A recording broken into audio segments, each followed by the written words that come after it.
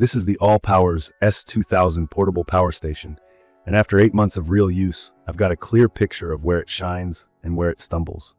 I bought it for weekend camping, a small RV trip, and as a backup for short power outages at home. Key features that drew me in were the 1500-watt battery, a pure sine wave inverter rated at 2000 watts with a 4000-watt surge, 4 AC outlets, 2 100-watt USB-C ports for laptops, several USB-A ports, a 12-volt car socket, Bluetooth control, and MPPT solar support up to 500 watts with a wide 12 to 70 volts input range. On paper, it covers almost everything I'd want in a mid-sized portable power station, and the 32-pound weight is pretty manageable for the capacity. From my experience, the power delivery is the headline. A 1500-watt battery means you can run a 150-watt device for around 8 to 9 hours in ideal conditions, but real-world usage factors in inverter losses and fan draw, so I plan around 6 to 7 hours to be safe. The inverter has handled every big startup load I've thrown at it.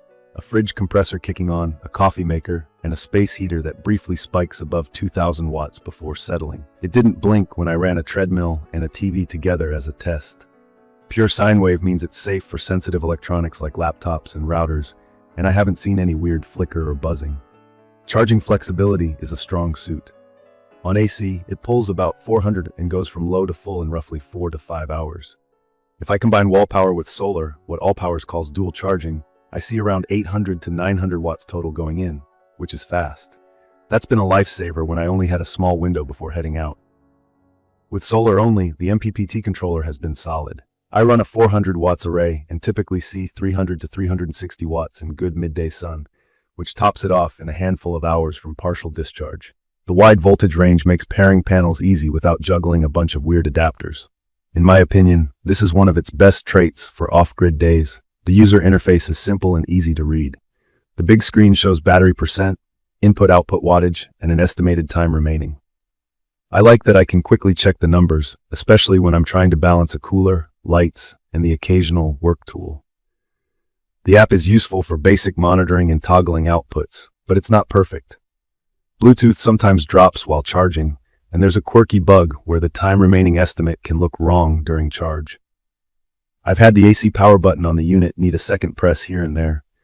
None of this is a deal breaker, but it's not as polished as I hoped. Let me talk about noise and build, because those are the two things I questioned at the start and still think about now. The fans are loud for indoor quiet spaces. They kick on pretty quickly during AC charging or when running higher loads. In a living room during a power outage, it's noticeable. In a tent at night, it's too much for me alongside a CPAP. I've learned to charge earlier in the day and keep AC loads reasonable at night. On build quality, the casing feels more plasticky than premium. The handles are sturdy enough, but the shell scuffs easily and doesn't give me that confidence you get from pricier units with thicker housings. It's held up fine with careful handling. I store it in the included cover when traveling, but I wouldn't toss it around a truck bed. Now the part that new users ask me about most, accuracy of the battery gauge and reliability. Over 8 months, I've seen the battery percentage get weird a few times.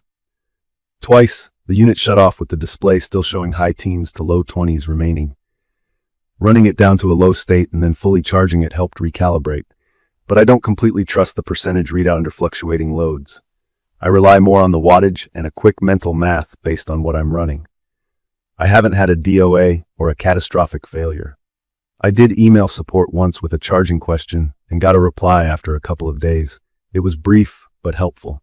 I've read mixed experiences from others, so I back up important gear with a second power option when it really matters. Pass-through charging works and has been handy. I've kept my modem, router, and a laptop running while the unit was plugged into the wall. There can be a momentary flicker when AC input drops, so I wouldn't use it as a primary UPS for a desktop that hates even tiny interruptions, but for general use it's fine. The unit gets warm under heavy load, and the fans are aggressive, which I'll take as a sign the cooling is doing its job. But again, it's not quiet. It's perfect for short camping weekends, tailgates, a couple of tools at a job site, and brief outages where you want to keep a fridge cold, charge laptops, and run lights or a TV. I've pushed it with a microwave for quick meals and a coffee maker most mornings while off-grid, and had no issues with the inverter. For new folks, here's a quick explanation of a few terms you'll hear a lot.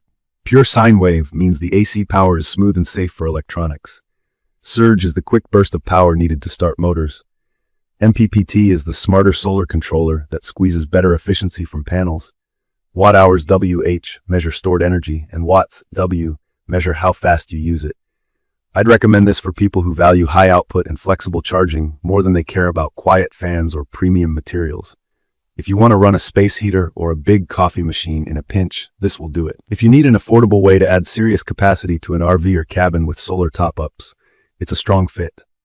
From my experience, it struggles most with user-facing polish. The app can be flaky, the fans are loud, and the battery gauge isn't always trustworthy.